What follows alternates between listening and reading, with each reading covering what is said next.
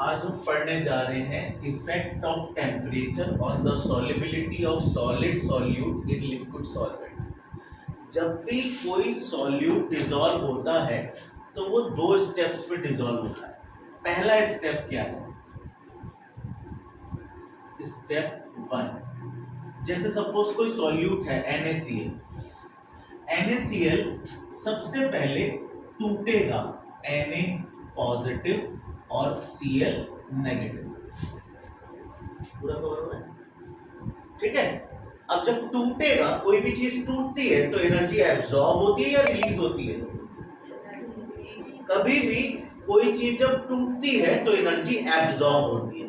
यहां पे एनर्जी जो एब्जॉर्ब होगी उसे हम कहते हैं लेटिस एंथैल्पी। ठीक है, तो NaCl टूट गया। ये है पहला स्टेप। कोई भी चीज डिसॉल्व होगी तो उसके पहला स्टेप होगा उसका डिसोसिएशन इनटू आयंस। तो वो डिसोसिएट हो गया। इस केस में एनर्जी खर्च हुई है। ठीक है। स्टेप टू में ये जो आयंस होते हैं ये वाटर के द्वारा सराउंड हो जाते हैं। ठीक है, वाटर के द्वारा सराउंड हो जाते हैं।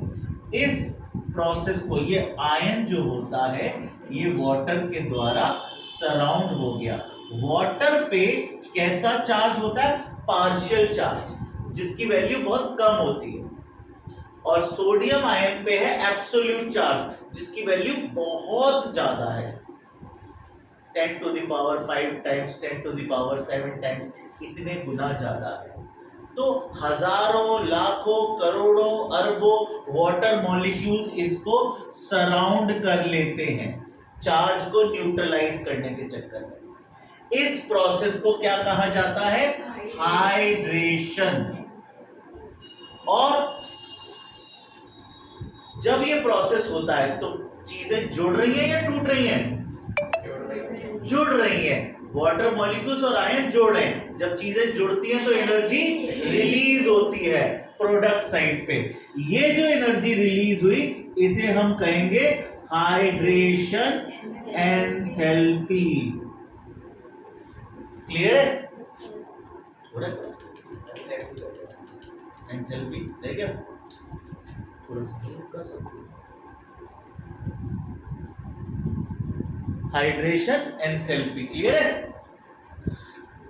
तो अब ओवरऑल, जैसे सपोज आप कोई किताब खरीदने गए अपनी कोई पुरानी किताब लेकर, जब आप पुरानी किताब बेचोगे तो पैसे आपको मिलेंगे, वो ये रहे। जब कोई नई किताब खरीदोगे तो पैसे आपको देने पड़ेंगे, वो ये रहे खर्च होने वाले पैसे। ओवरऑल जो भी पैसे ज्यादा होंगे वो रिजल्ट बनाएंगे। जैसे आपको मिले ज्यादा, यानी ये वाली वैल्यू ज्यादा, आपने खर्च ज्यादा किए यानी ये वाली वैल्यू ज्यादा है। यानी एरो के जिस तरफ की वैल्यू ज्यादा होगी वो डिसाइड करेगा कि डिसोल्यूशन, पूरा जो डिसोल्यूशन है वो एक्सोथर्मिक है या एंडोथर्मिक है। यानी अगर लेटेस्ट एंथैल्पी कम होती है और हाइड्रेशन एंथैल्पी ज्यादा होती है तो आपको रिजल्टेंट एनर्जी, ओवरऑल एनर्जी बाहर मिलेगी। आपकी खर्च कम हुई है तो ओवरऑल आपका जो रिएक्शन होगा वो कैसा होगा? एक्सोथर्मिक। क्लियर है? हाइड्रेशन एंथैल्पी ज्यादा होगी और लेटेस्ट एंथैल्पी कम होगी तो overall energy as a product side पे मिलेगी, है ना? तो ये वाला केस कौन सा हो जाएगा? एक्सोथर्मिक। रिलीज होने वाली एनर्जी ज्यादा है और एब्जॉर्ब होने वाली एनर्जी कम है।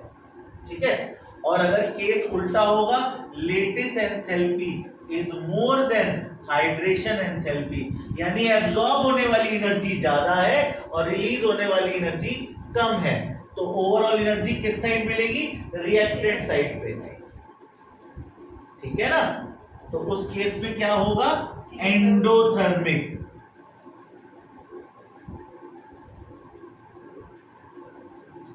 एक्सोथर्मिक डिसोल्यूशन, एंडोथर्मिक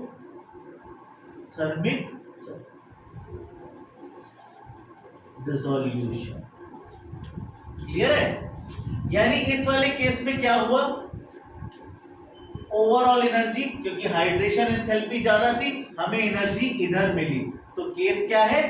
एक्सोथर्मिक, यानी प्रोडक्ट साइड पे, एज अ प्रोडक्ट। इस केस में कहां मिली एनर्जी हमें? रिएक्टेंट साइड पे, एज अ रिएक्टेंट, क्योंकि लेटिस एंथैल्पी ज्यादा है, क्लियर है। अच्छा, टेस्ट ट्यूब में अगर एक्सपेरिमेंट हो रहा है या बीकर में हो रहा है, तो बीकर आपका किस केस में गर्म हो जाएगा और किस केस में ठंडा हो जाएगा?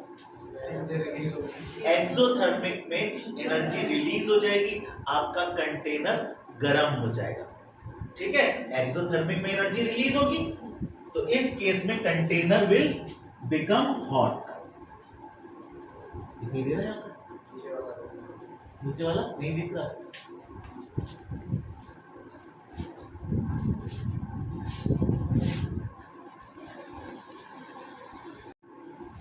ठीक है, बस इतना आप समझो। डिसोल्यूशन हमारा दो स्टेप में होता है।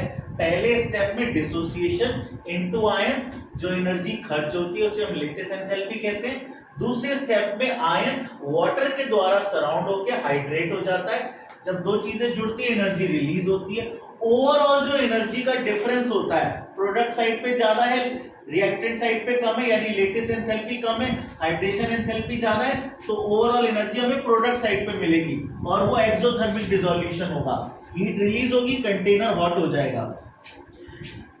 दूसरे केस में जब लेटिस एंथैल्पी ज्यादा, हाइड्रेशन एंथैल्पी कम है, तो ओवरऑल एनर्जी हमें रिएक्टेंट साइड पे मिलेगी।